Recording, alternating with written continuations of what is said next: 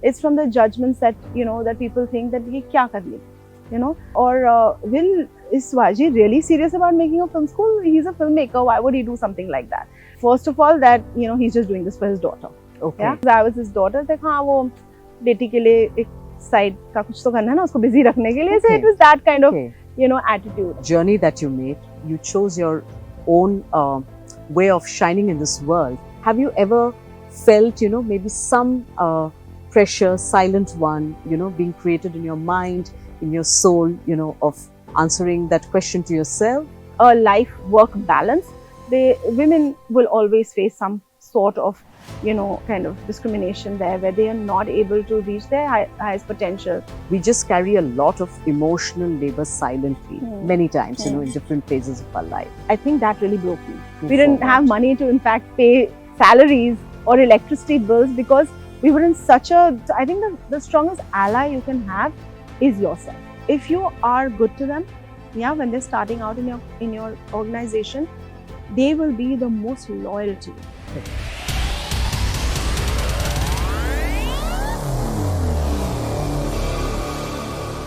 Welcome to a milestone moment on the Snakes and Ladders show with Ronita Sengupta, our 10th episode. This platform is about women elevation, about crushing the snakes that hold women back and building ladders that help them rise. Today's guest has done exactly that, not by following a spotlight, but by creating one for thousands of others. She leads one of Asia's most respected institutions for media and creative education, shaping storytellers, leaders, and change makers of tomorrow. A visionary educationist, institution builder, and a woman who turned purpose into impact. I am honored to welcome Meghna Ghai Puri, President of Whistling Woods International. Welcome, Meghna, to the Snakes and Ladders show. Thank you. Thank you so much, Ronita. Thank you for that introduction. I'm really, really humbled and flattered. Thank you. Undoubtedly, it's very difficult to express the excitement that I hold in my heart today, because we really wanted to have someone like you talk about your journey, about, your experience. So we are truly honored to have you with us. And we get on to dive into the world of Snakes and Ladders, which I'm sure you'll find very interesting and enticing. Yes, I think that's the one thing that really excited me about being on this podcast, because Snakes and Ladders is, of course, all our favorite game. But I think, the philosophy of life really is all about snakes and ladders and what you kind of encounter, right? So I think it's really interesting, the name of this podcast. So congratulations for that. Thank you so much. And we couldn't have agreed more. When I interview powerful and visionary women like you, I think everybody reruns the same story of the snakes that they have crushed, the ladders that they have climbed onto. And I think the journey is so inspiring that our audience here today, would really look forward to hearing from you. Thank you. Okay, let's start with the snake segment, Meghna. Okay, yeah. And it's been a very, very interesting, enriching journey for you. You have built this institution of Whistling Woods that we are sitting here today into the brand that is today. Okay, so when you stepped into a leadership role at Whistling Woods, what were some of the biggest snakes that you encountered as a young woman building credibility in which I say a male-dominated creative ecosystem? So, I think I was very young when I was first brought in by my father to be part of Whistling Woods.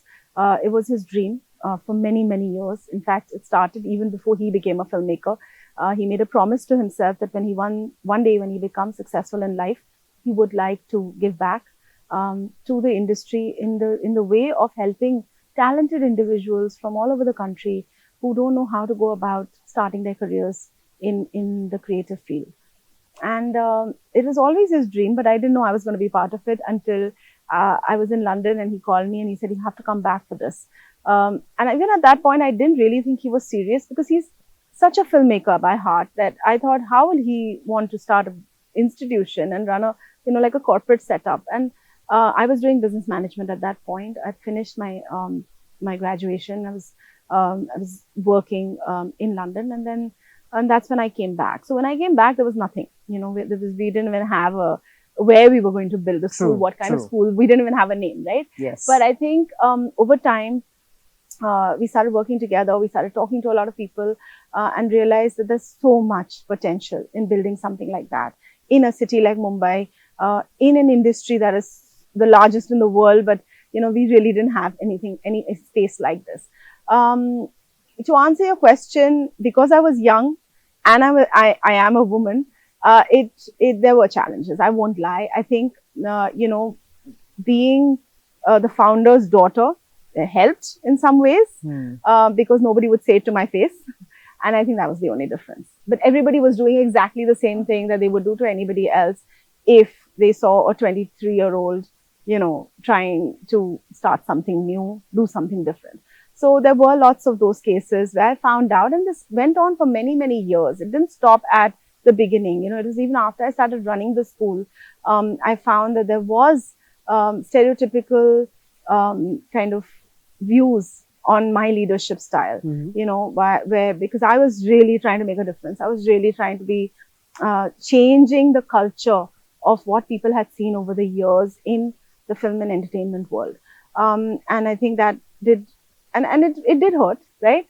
As all snakes do. Yes. The bite does hurt. And there were tears. I had moments where I would break down and say, what am I doing wrong? Those opinions and judgments that you find out about also unfortunately create a lot of self-doubt. So that's a whole spiral that you go through, right? But over the years, this thing was built on 20 this year. I think over the years, the one thing that I've learned is there's no learning without the snakes. So I think I've learned to have a lot of gratitude for all the snakes in my life, because without them, I would not be the person I am today. That was a very honest take, Meghna, or, talking about those snakes that you encountered. And I think when I read about you, okay, and I look at the work that you've done, it kind of really makes me amazed that you belong to one of the most, well-known film family. Of course, everybody knows about Subhash Ghai, who's been the showman of the Indian cinema. But, when you're associated with a well-known surname, it can open doors. At the same time, it also, leads to a lot of expectations. It creates a lot of expectations. Yes. Now, what were the invisible pressures or biases? And this is something that I really want to know a little bit more about. You had to consciously overcome to be seen in your own light as your own leader. Yeah. So if you can tell us about that. So I think first of all, it's a huge privilege. Okay, I do not want to run away from the fact that it's a huge privilege to be brought up in a family, where you have so much exposure to the film world. And my father, being at his peak when I was growing up, I had interactions with everybody in the industry. So the goodwill that my father has in the industry was something that I could really, use, which is amazing. I don't think everybody gets that opportunity. So I have a lot of gratitude for that. Again, I don't think the snakes really come from within. I think it's from outside. It's from the judgments that, that people think that ye kya kar legi, is Shivaji really serious about making a film school? He's a filmmaker. Why would he do something like that?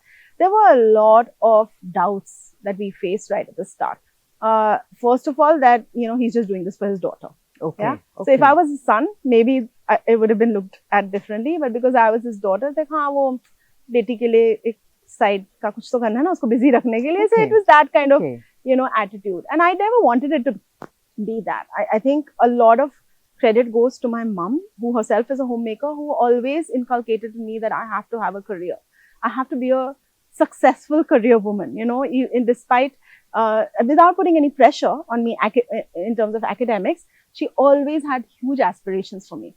And I think that was my first and biggest ladder that I encountered in my mom, where she really had a lot of faith and belief in me. It was when I turned 15, 16, or maybe even started college, when my father started feeling that, okay, because I was an introvert. I very, very shy, as a person, didn't really believe much or thought much of myself, to be honest.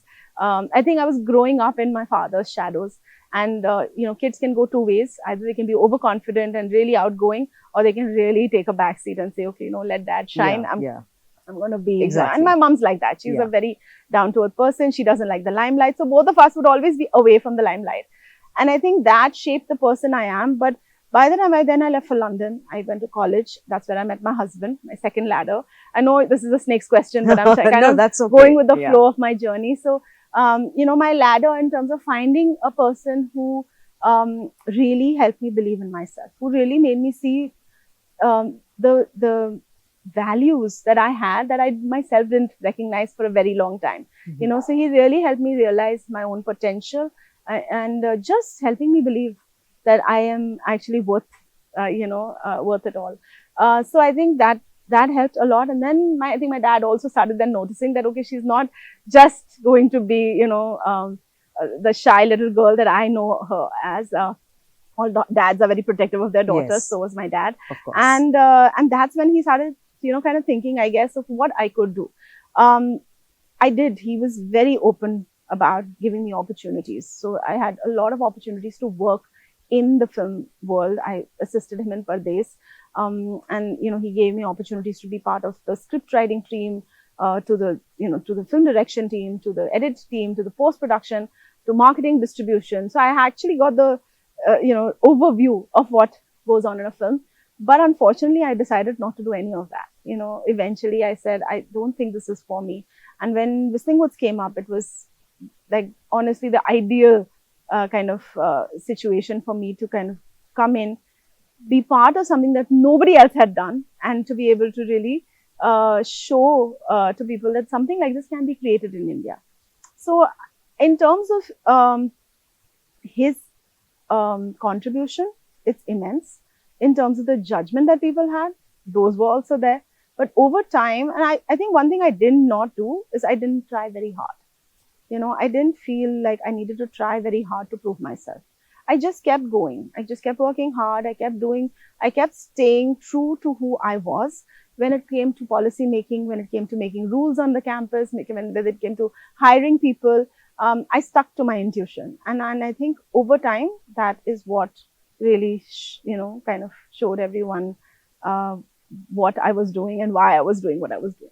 Wow. And I think that talks beautifully about the journey that you made. You chose your own way of shining in this world.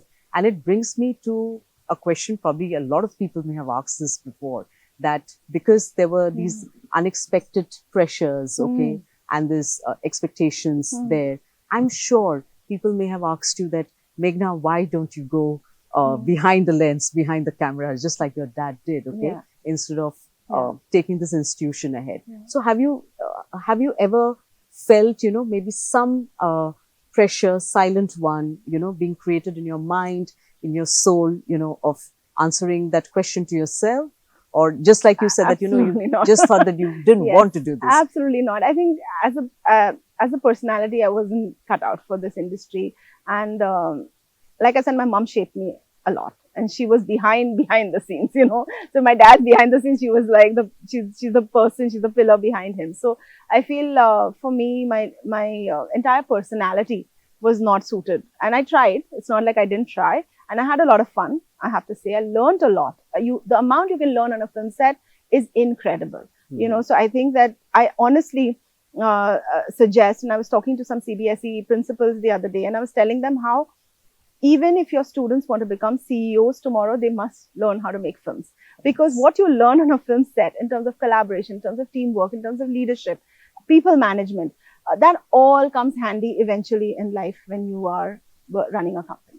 Wonderful. I think that's a great take on a lot of other qualities that, we try to teach the younger generation, and how they're going to be moving towards aspiring professions, etc. But that brings me, Meghna, to my next question. And I want to really ask this because you're somebody who's a subject matter expert working in this industry, that creative industries are often glamorized. But, there is also a deeply insecure feeling or, emotion that goes underneath. Now, what are the hardest truths of, women leaders that, let's say they must face in media, film, and maybe education? Like we do see a lot of other industries. I know that so many people have commented about the corporate world, but when I look at this side of the line, would really want to know from you. So I think problems that women face are similar everywhere, right? In terms of hitting the glass ceiling, in terms of not being able to get back to their work after they've, had children and they want to start working again. But I think in our industry, especially when you're facing the camera, there is a lot of insecurities in terms of the way you look, in terms of aging, there's discrimination, not just that you're, a woman who has other responsibilities. Because think about it, when you're on a film set, you can't follow timings. You have to be there all the time, which is why we have role models like Farah Khan, who took her triplets on the set and made a whole film. But it's really hard. She could do that because she was the main film director and she could demand that of a producer. But I think as young assistant directors, for example, or somebody who's, just starting out, it's really difficult to find that balance. True. So, and women have so many responsibilities, whether it's aging parents, whether it's young kids or siblings, and I think that is where we face the biggest challenge. And the challenge is really something that is, of course, societal driven. I feel like if men were to also take equal responsibility, this wouldn't happen. So a girl could go and make a film if her husband would take care of the kids at home and be there full time. Yeah.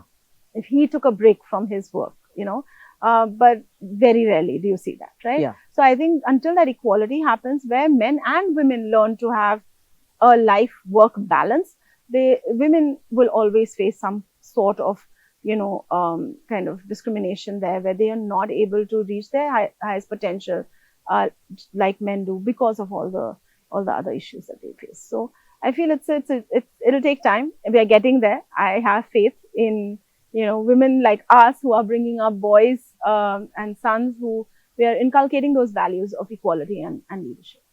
I completely agree with you, because I think one of the hardest reality of any industry today is that women, even when they become successful and they have potential to really reach the top, are seen quitting, because they are expected to play the role primarily of the nurturer in the family. And I do believe, with that statement that you mentioned, that we wish men would take up some more responsibility of the household. And I really hope that, we'll see a time where the share of labor is equal amongst both the genders. I still think we'll be better at nurturing for sure. That's our, but we could do with some help. Yeah, exactly. And I think elevation is all about that, where men are elevating women, women elevating men. I think that's the ecosystem that we want to build.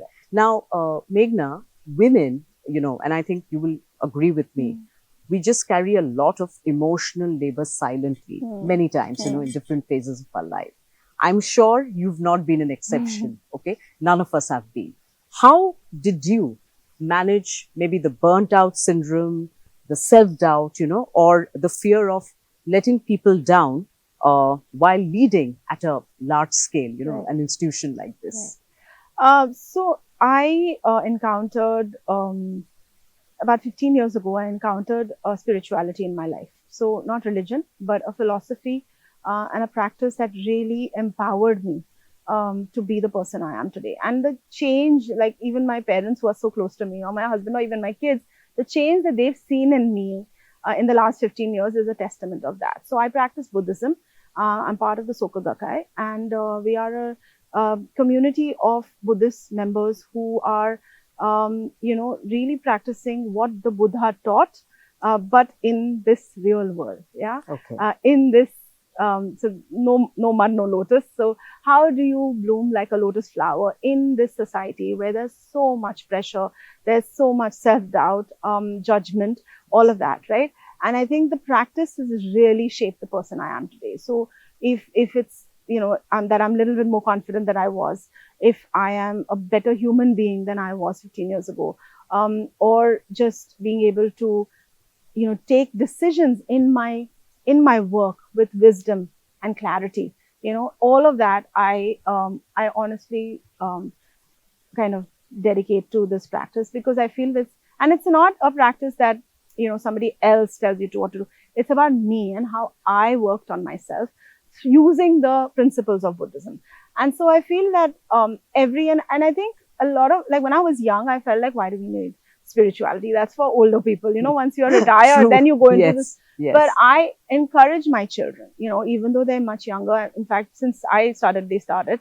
So they were little toddlers when they were doing it. But I think it's important, especially today, with the kind of, pressures teenagers face, with the social media and with the gaze that they have on them all the time. It's important for them to be able to navigate life, face challenges, and use snakes as ladders and as opportunities to become better human beings. So I feel it's very, very important. And I encourage all young people to seek, some form of spiritual philosophy practice, because it's important at this point in their life to know it. Like, I wish I had this much earlier. I think I would have done so many things differently, right? Correct. So I feel that clarity is very important, and that's really helped me. And it is something that I'm very disciplined about. I spend a lot of time on it. But because I know that, my 24-hour day just expands into, I can do so much more, right? And I can do it all with joy in my heart. And I think that's what we want, right? We all are seeking happiness. And that happiness really comes from us being strong and facing each situation with a lot of courage. Yeah. So that's how I've dealt with my. That's very nicely, penned down by you in your words. And I think resorting or, even practicing spirituality to a certain extent have helped people out. And I think the teachings, the learnings that you're talking about are extremely pertinent in today's world. Absolutely. It's something that, we must leave to our children so that, they can hold on to it and build the legacy that we're looking at. True. Wonderful. Meghna, when, so couple of things that comes to my mind. Have you ever had, this intent or maybe, that kind of force of proving yourself as a superwoman, okay? Or, you've been just happy being a trailblazer, a hustler, and Meghna Ghai Puri in your own light? What it's been like? So I think my life has been very organic. Like I said to you, that when I started, I was really not the person I am today. I didn't have any ambitions of my own. My only, and this might sound really cheesy, but I'm really honestly, the only thing I wanted was my parents to be proud of me. I wanted my parents to, to see that, yes, we're happy that, what she's come up with. And I didn't even know what I was going to do. So a lot of the credit goes to my parents, because they shaped and guided me as to what I should be doing in life.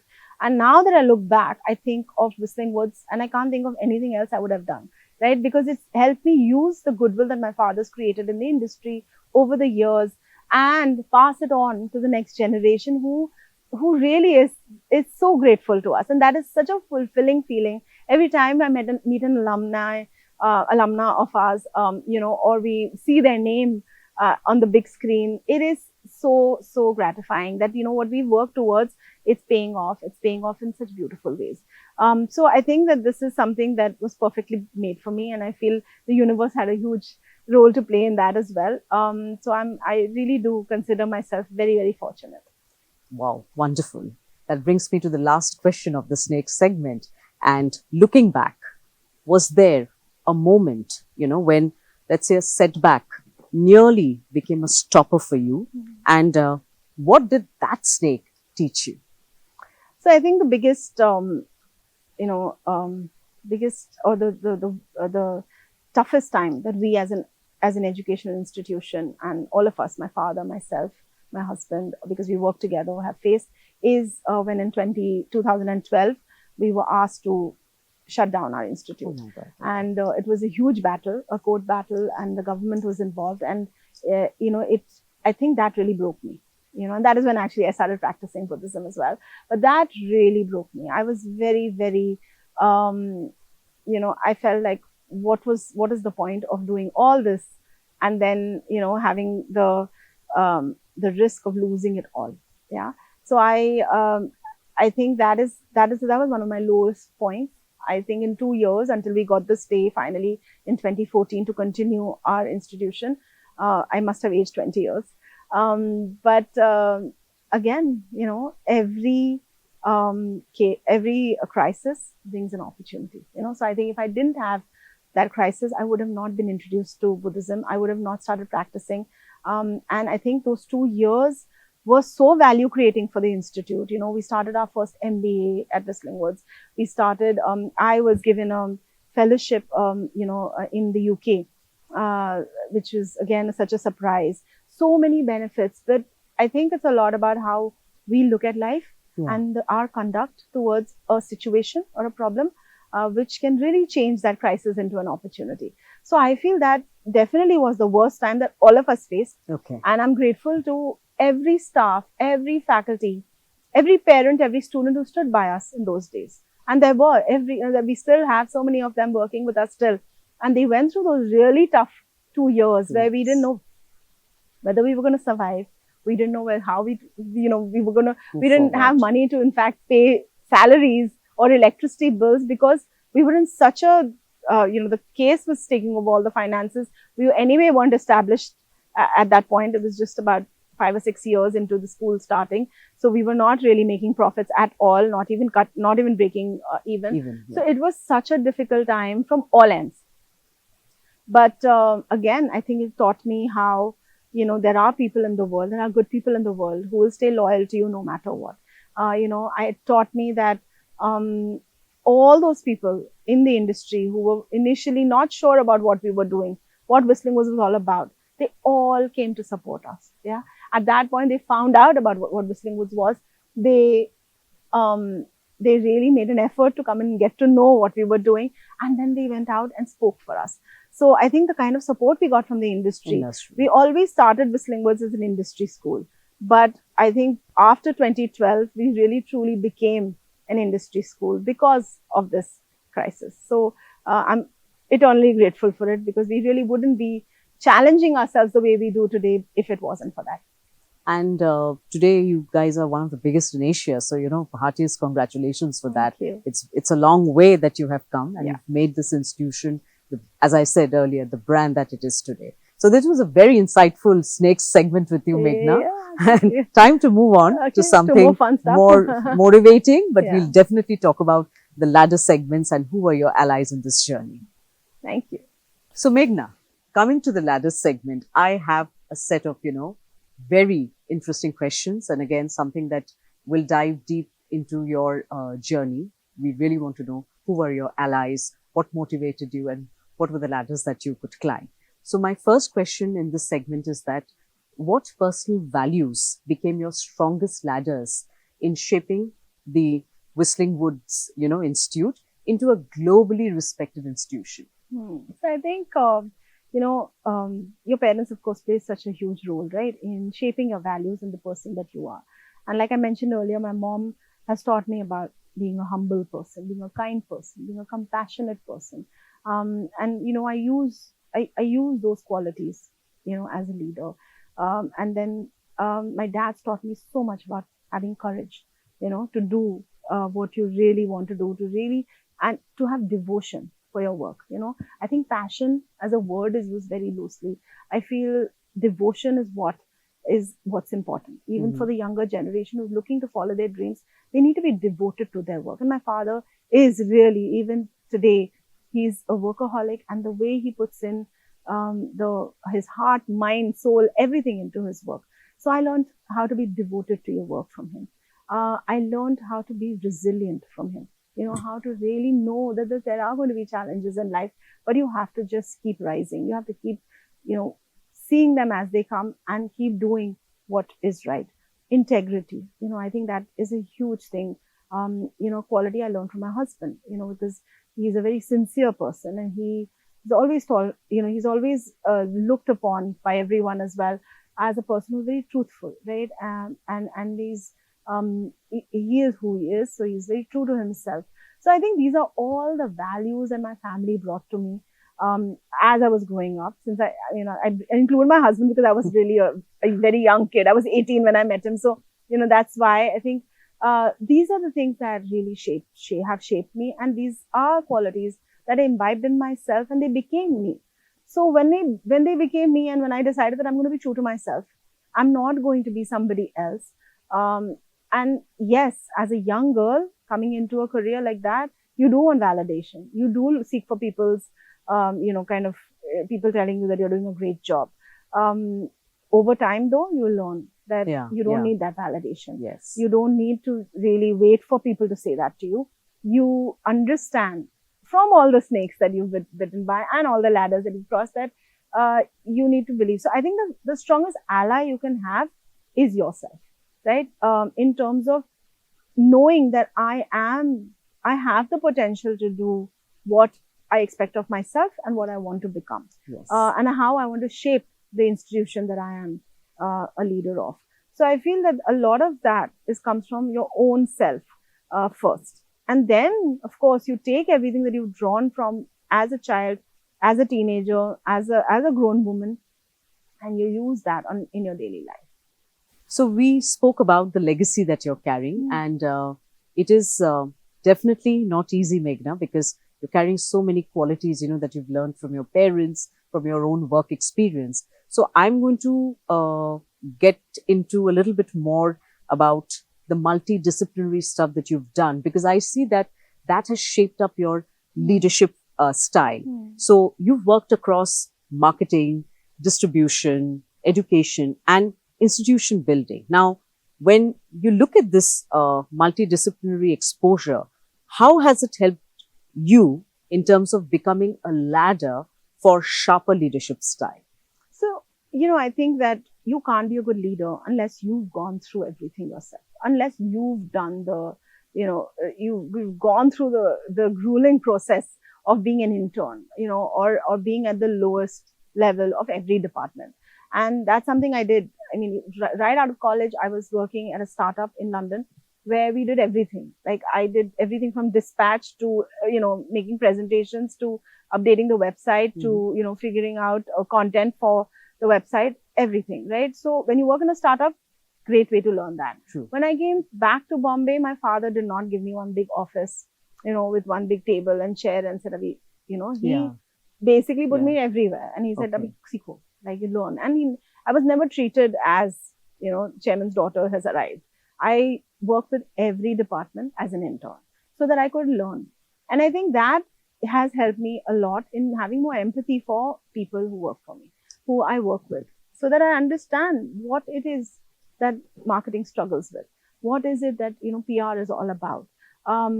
I think if you know, then you can definitely be more empathetic and you can understand the struggles of, your colleagues who you work with. So, so I feel it's very important. And like I said, filmmaking, a film set can teach you all of that. So I think my experience at Pardes taught me everything, all those skills that I needed. But having the knowledge of film distribution, marketing, finance as well, business, HR, that has helped me a lot, not just for myself, but also in shaping leaders at Whistling Woods, from really encouraging them and empowering them to become better leaders. So, and this is such a welcome change from a lot of people I have seen, especially in the corporate world, where let's say the father is in a very senior leadership position, or could be the owner or a founder, or maybe at a managing director level also. But as soon as their children enters the office, they are allotted a cabin.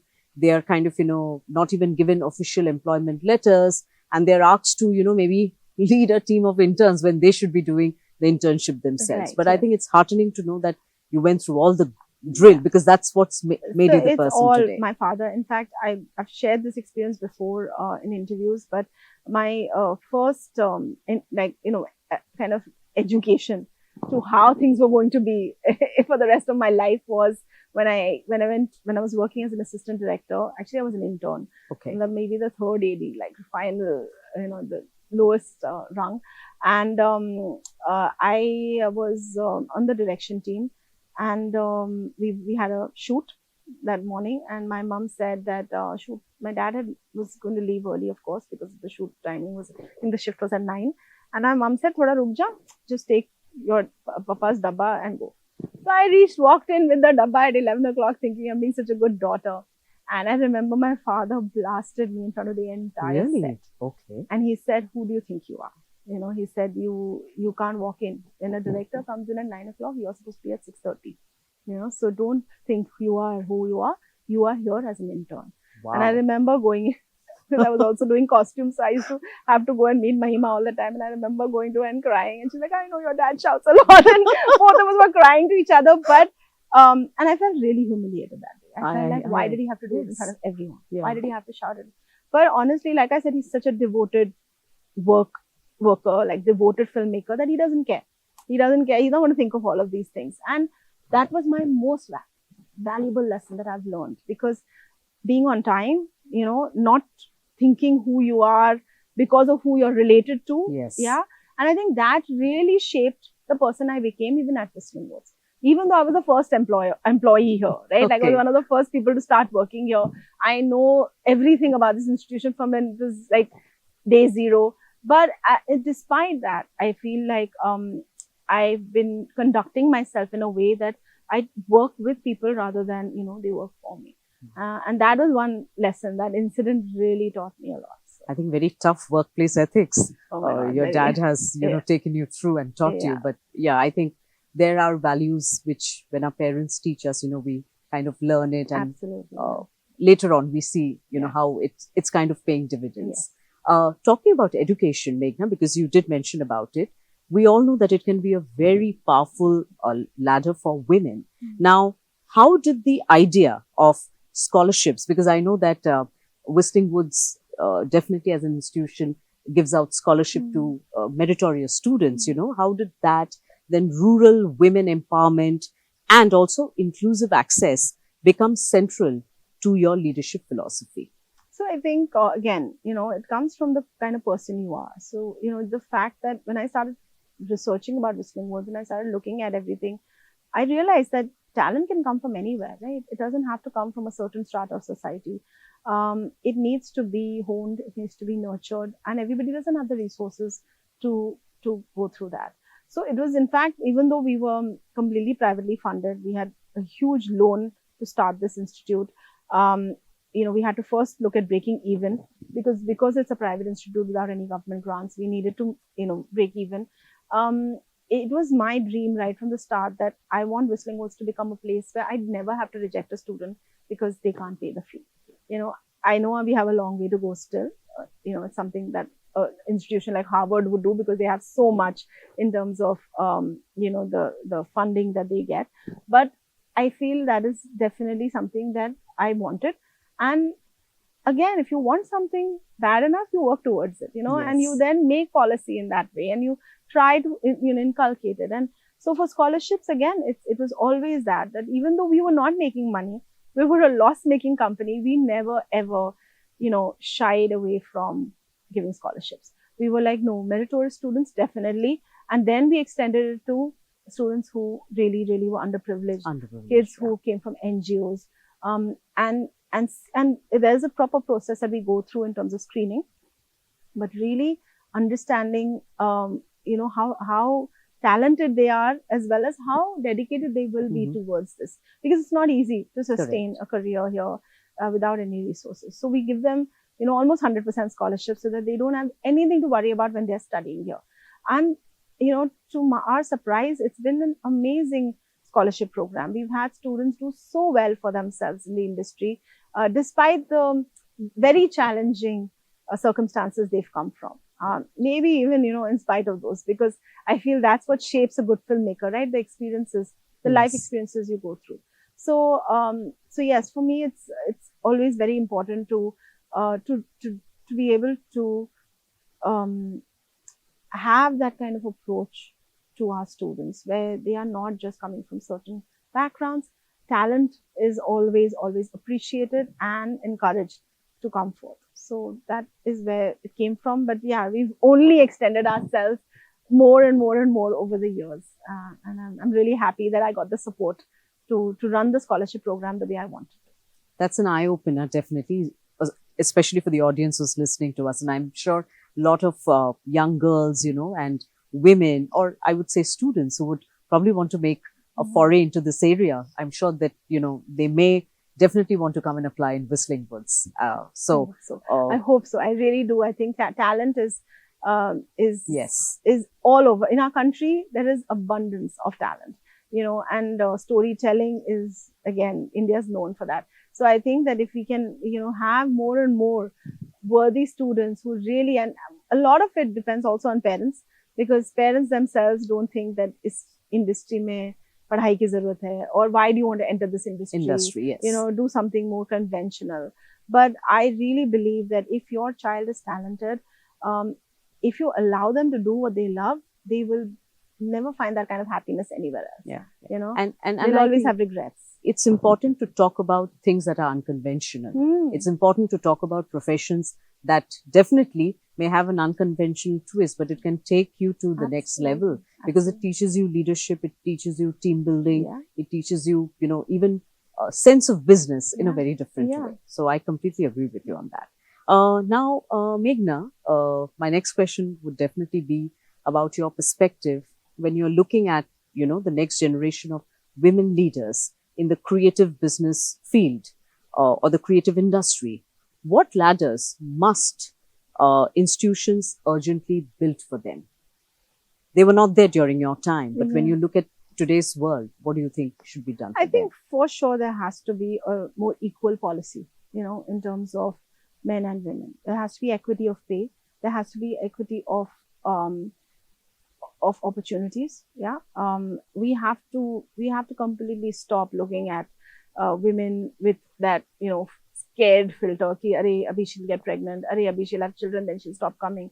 Oh, she's going to have problems because she has a family to look after at home. Yeah. We have to stop that, and I think that will only happen if more and more organizations allow men to have that flexibility as well, right? And I agree that many times men don't want that flexibility. They would so rather just be at work all the time and not go back home and look at that. But I feel eventually, and today in 2026, I think we can expect that. We can expect that, both men and women need to have that work and life balance. Both of them need to be able to, and women need to be given those opportunities. Correct. That we look at, generally, traditionally giving it to men. Wow, that's wonderful. And if I have to ask you a little bit more about, leadership, what role do you think empathy plays in leadership, especially in nurturing creative talent? So, I feel sometimes qualities like empathy, kindness, it's very undervalued, in any profession that you look around. But I definitely want your take on this, Meghna. So I think it's the most undervalued, kind of trait in a leader. I feel an organization can be profitable. In fact, I would take it another step further. I think you can make more profits, if you have a very, very conducive environment for your people to work with. Because I feel people can't leave their homes, spend most of their day at your workplace. If they don't have a sense of ownership, they will never give it to 100%. Correct. Yeah, it becomes a 9-to-5 job. But when they have that sense of ownership, they work, they extend themselves, overextend themselves. And I have seen this, myself, where I have felt like taking that Saturday or Sunday off, and I've seen my colleagues working all weekend. I'm sure they begrudge me for not being around, but I see that they are loving it and they're doing it because they have that sense of responsibility for the organization, which I think is what is the culture that I wanted to build. Of course. It's not that I not work weekends. It's not that I'm not, I've done all of that, right? In the first, 10, 15 years of this institute building. But I feel like that is the organization that I've built now where everybody feels a sense of ownership. Correct. So I feel sometimes that, oh, wow, I have this team of people that I'm working with who are thinking of Whistling Woods before even I can think of Whistling Woods. So that only comes with empathy, right? That only comes with you being really, really compassionate as a leader, being kind as a leader, understanding their problems. I was on a panel very early on when I first started, and I think a lot of these really help, reading books by women leaders, being on panels with other women leaders. And I remember one of the women on that panel mentioning this. She said that, women, if you are good to them, when they're starting out in your organization, they will be the most loyal to you. Correct. Yeah, through throughout. Mm. And they will give you more, they'll be more productive. Yeah, because they really value that. Men may kind of feel like maybe, okay, she was kind to me, but I have to, I've got a job which is paying me more, so I'm going to Yes, leave, or yes. I have a better career opportunity. But women will always be more loyal to you. Yeah. And I think as an institution, we need that. Whereas in corporates, it's very common to have a high turnover. In institutions, you need institutional memory. You need people who really belong, who will give the students that sense of stability. So that when students come back after even 10 years, they see familiar faces around them, right? So I think that I think empathy and kindness are completely underrated. All leaders need to exercise that because that's the only way they are going to actually see a rise in their profits. I can say that with full I'm confidence. sure a lot of people are going to be hearing this, Yeah. and I think, yes, that's the quality that we also must learn to inculcate. But I also feel that's what leadership inspires, because today, if your team is willing and happy to even work during, weekends to deliver certain results, Yeah. I think that's also where, you have Exactly. earned that, Yeah. that kind of loyalty, that kind of willingness, Sure. going beyond the call of duty. Yeah, So that's absolutely. exemplary, Meghna. Coming to now to the closing reflections before we end the ladder segment and we move to the fun segment, the real snakes and ladders game Right. that we're going to Looking play with forward you to that. today. Yeah. Of course, you must have seen it, but Yes. we are going to play it today with you. But I really want to know that when you sit back and if you're looking at a young woman watching this show, but is standing at the bottom of a long ladder. So this girl is talented, ambitious, but unsure. What would you tell her to help her rise despite the snakes that are hovering around? So something that I learned when I wasn't so young, but I learned through life, and I'd love for young women, and I think everybody has their own journey. So, me telling them may not help, but if it does, great.